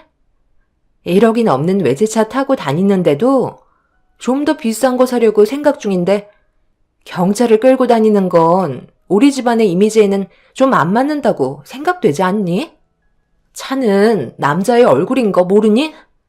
집보다 차가 좋아야 목에 힘주고 남들 앞에서 꿀리지 않는 거야. 언니, 예전에는 그런 성격 아니더니 형부 만나서 돈맛 좀 봤다고 벌써 사람이 이렇게까지 달라진 거야? 어떻게 그런 식으로 사람의 기준을 정할 수 있어? 형부 집안이 돈이 많고 잘 사는 거 나도 아는데 그렇다고 명품 외제차 탄다고 그걸로 사람의 기준을 정한다는 건 상당히 잘못됐다고 생각해. 외제차 타면 뭐해? 인성이 바닥이면 아무짝에도 쓸모없는 거지. 처제, 지금 말이 좀 심한 것 같은데? 그럼 내가 지금 인성이 바닥에 쓰레기라는 거야? 외제차 탈 수 있는 것도 능력이야. 그리고 돈이 있어야 인성도 완성되는 거라고. 나는 여기까지 올라오는 게 쉬웠는 줄 알아? 그만큼 피나는 노력을 했기 때문에 얻을 수 있었던 거라고. 형부, 솔직히 그건 아니죠. 형부네 부모님께서 당연히 재력이 많으니까 다른 것들도 쉽게 얻으셨으면서 혼자서 모든 걸 헤쳐나간 것처럼 행동하시는 게 솔직히 너무 부끄럽네요. 이 사람도 돈만 있었으면 지금처럼 그냥 평범한 회사에 다니지 않았을 거예요. 형부는 부모 잘 만난 것밖에 없지 않아요? 그걸 성공했다고 할 수 없는 거죠. 그래서 무슨 말이 하고 싶은 건데? 어찌됐든 지금의 결과가 중요한 거잖아. 너희 형부는 성공한 삶을 살고 있는데 비교가 되니? 서로 주고받는 대화는 점점 격해지더니 결국 마음의 상처만 남게 되는 결과만 가져오게 되었어요.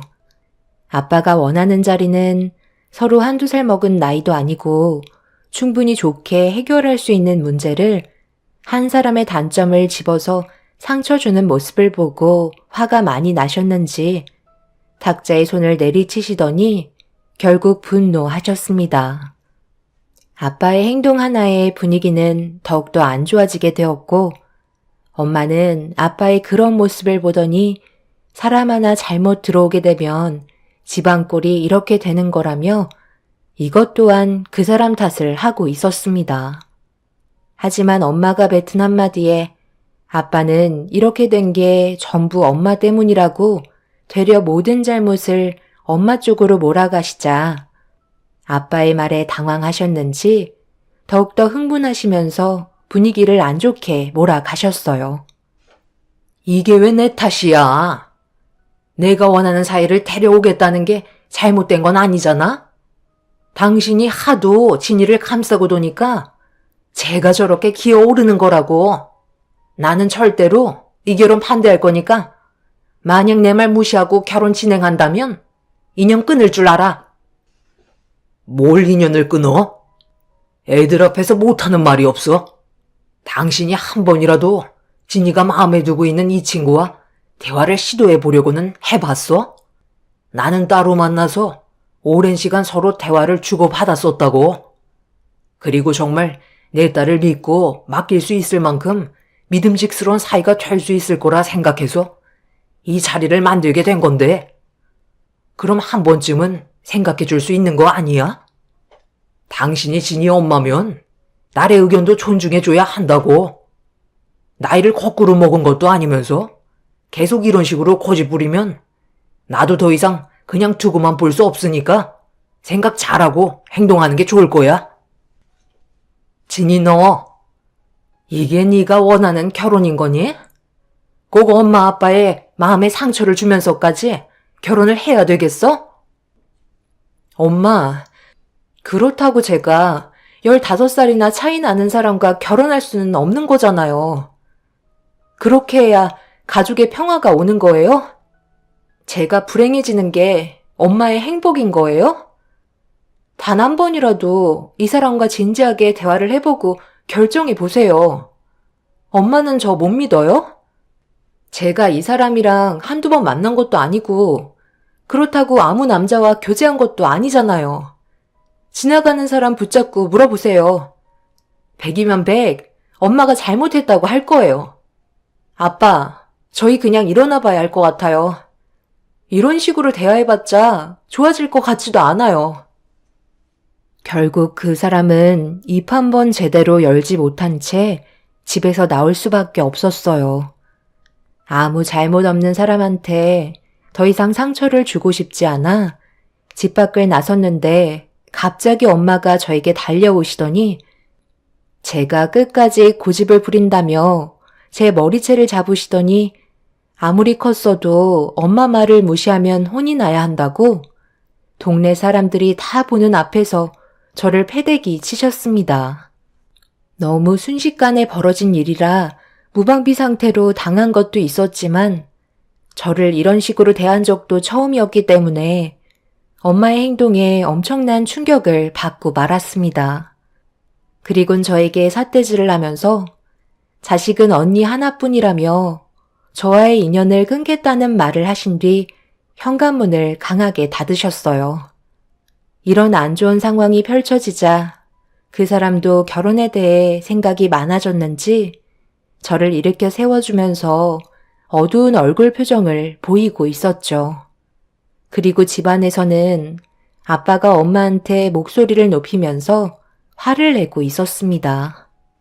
가족 모두가 서로 너무 흥분한 상태라 일단 진정이 필요할 것 같아 당분간은 떨어져서 지내게 되었고 저도 상처를 많이 받아서 그런지 엄마한테 먼저 다가갈 수가 없었어요. 아빠는 제가 걱정이 많이 됐는지 간간히 전화를 하시면서 집안 상황에 대해 전달해 주셨네요. 그 사람은 1,000만 원대 경차를 타고 형부는 억대 외제차를 탄다고 그걸로 그 사람의 모든 걸 기준 내리는 가족들이 정말 너무하다고 생각했었어요. 돈을 보고 쫓아간 결혼은 오래가지 못할 거라는 거 저는 확신할 수 있었습니다. 그런데 몇 달이 지나고 언니한테 전화가 왔어요. 나한테 별로 할 말도 없을 텐데 왜 전화한 거야? 또 무슨 말을 하려고? 그 사람이랑 그만 만나라는 쓸데없는 말 할 거면 바로 끊을 거야. 진이야, 언니 어쩌면 좋니? 너희 형부가 글쎄 다른 여자를 만나고 있는 것 같아. 한 일주일 정도 된 것 같은데 너희 형부가 다른 여자와 호텔에서 나오는 걸 내 친구들이 목격했다며 나한테 사진을 보내준 거 있지? 그런데 그 사람은 호텔에서 다른 직원들도 함께 있었다며 발뺌을 하고 있는데 분위기가 예전 같지가 않아. 요즘 집에도 잘 안 들어오는데 이런 고민을 엄마한테 얘기하면 집안이 난리가 날 거 아냐. 너도 엄마 성격 뻔히 알고 있잖아. 그래서 이런 상황을 얘기할 사람이 너밖에 없어서 이렇게 전화하게 된 거야. 앞으로 어떻게 해야 할지 몰라 답답할 뿐이야. 너희 형부를 믿어주는 게 지금의 가정을 깨지 않는 거겠지? 언니는 그 사람 없으면 앞으로 살아갈 수가 없다고. 애들도 문제지만 지금 중요한 게 금전적으로 많이 힘들어질 거 아니야. 그냥 입 닫고 모른 척 하면서 살아야 내가 누릴 수 있는 걸 지켜낼 수 있는 거잖아. 그래서 형부가 지금 다른 여자를 만나면서 바람을 피워도 무조건 눈 감아 주겠다는 거야? 확실한 증거를 잡아서 위자료 뜯어내고 당장 갈라서는 게 더 큰 아픔을 막을 수 있다는 거 몰라? 형부도 엄마가 소개해줘서 연결된 건데 이 문제에 대해 아셔야 하는 건 당연한 거라고. 호텔에서 목격한 사진 그거 일단 나한테도 문자로 전송해줘. 내가 아무리 언니랑 안 좋은 감정이 있어도 이건 우리 가족 일이니까 나도 도와줄 게 있는지 찾아보도록 할게. 그리고 무슨 일 있으면 바로 전화하고.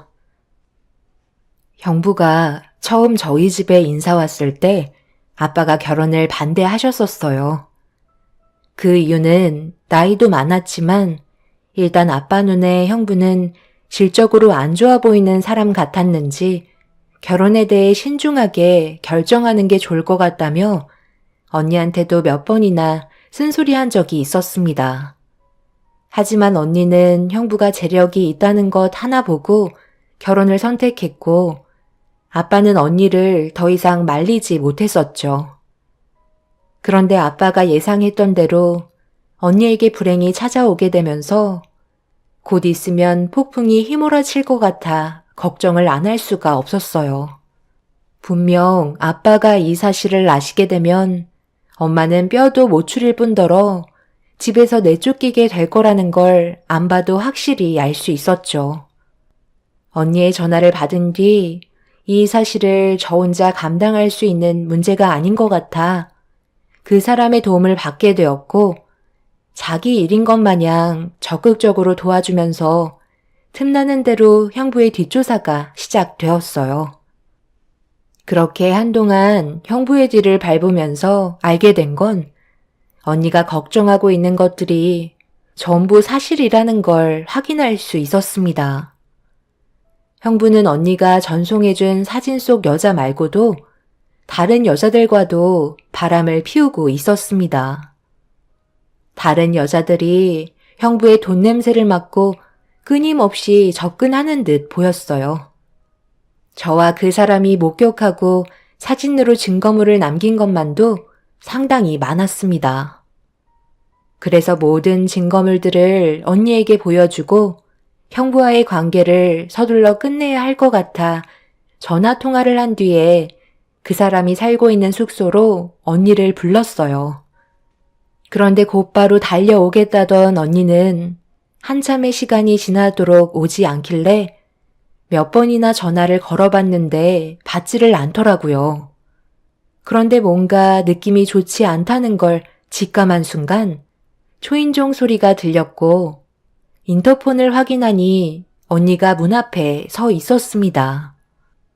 무슨 일이 생긴 줄 알고 불안했던 마음 쓸어내리며 현관문을 열었는데 그 순간 언니는 바닥으로 내팽겨 쳐졌고 형부와 언니가 그 사람 집으로 들이닥쳤어요. 그리곤 몇 달 만에 얼굴을 마주한 엄마까지 저에게 화를 내면서 형부가 다른 여자를 만나고 있었던 증거물을 전부 다 돌려달라고 겁을 주기 시작했어요. 너 지금 이게 뭐 하는 짓이니? 너희 언니랑 형부가 이혼하기를 바라는 거야? 그 증거물 가지고 뭐 하려고?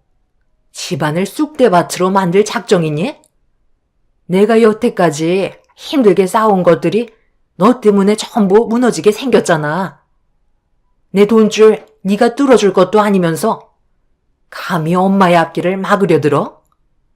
효도는 못할 망정 엄마한테 불효까지 저지르려고? 당장 사진들 내놓지 못해? 너는 언니가 돼가지고 이런 일을 왜 동생한테 알려서 집안 망신 다 시키는 거야? 여태까지 돈 맛봤으면서 그 단물을 네가 잊을 수 있을 것 같니?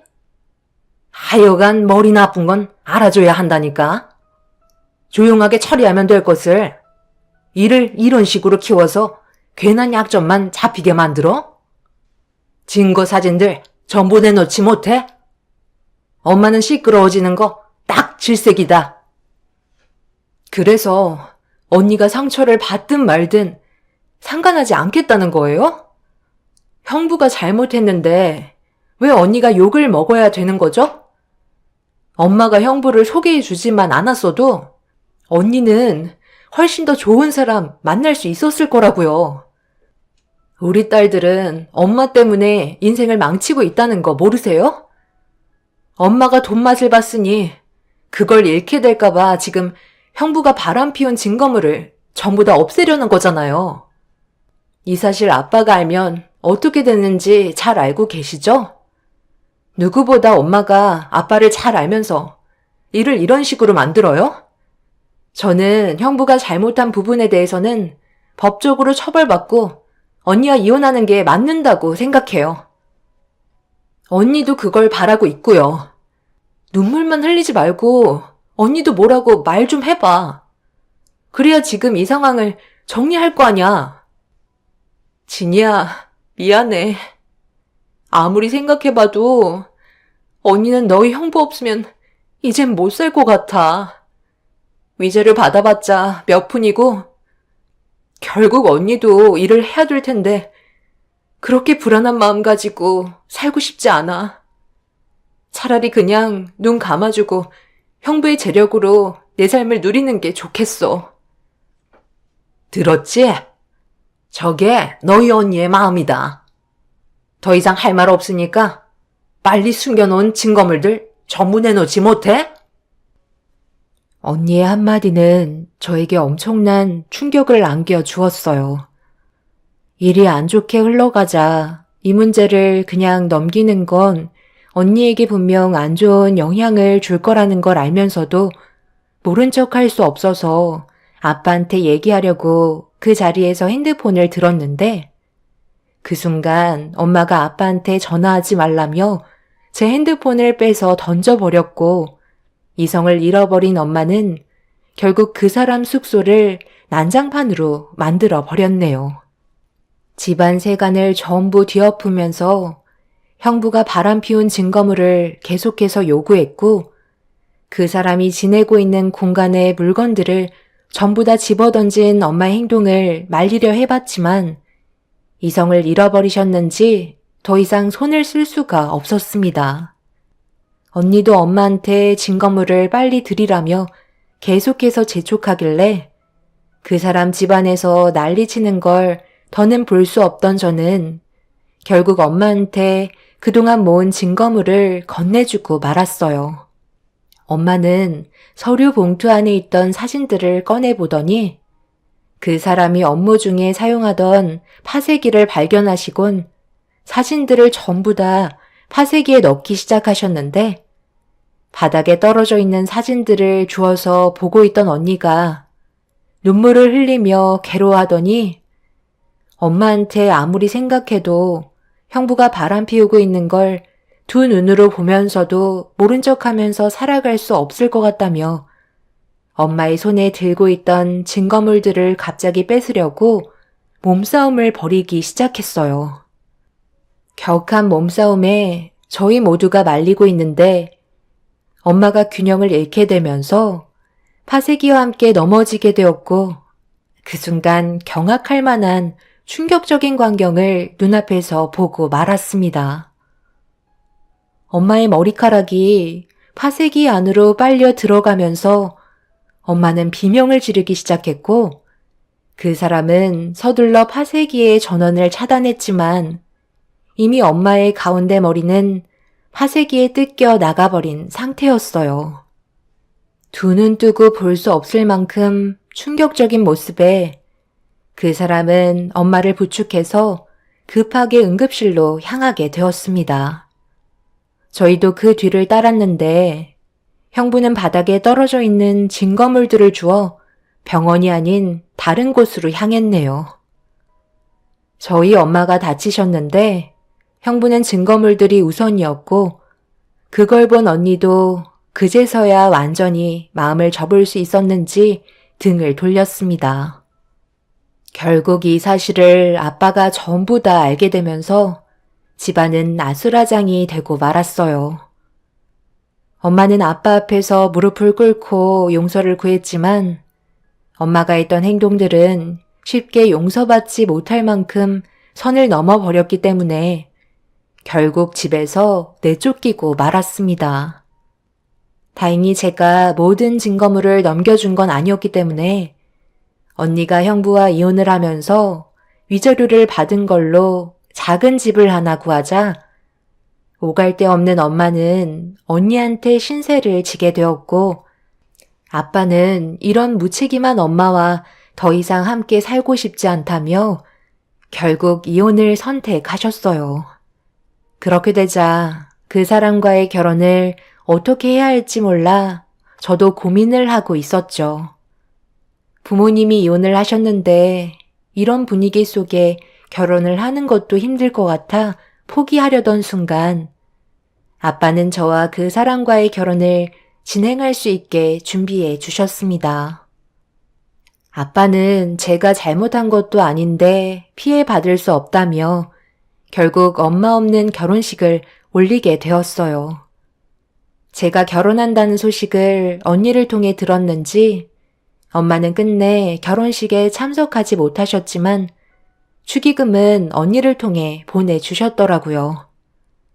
그리고 축의금 봉투 안에 뒤늦게야 잘못을 깨달으신 엄마가 저희 부부에게 용서를 구하는 편지를 남기셨습니다.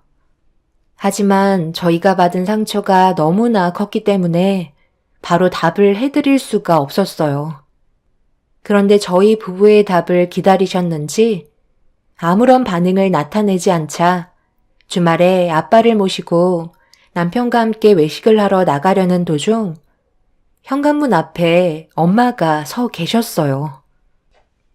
당신 정말 나랑 완전히 끝낼 생각이야? 우리가 함께한 세월이 있는데 어떻게 남남으로 우리의 관계를 끝낼 수 있어? 그저 홧김에 그런 줄 알았는데 정말 진심이었던 거야? 내가 몇 번이나 찾아와서 잘못했다고 했잖아.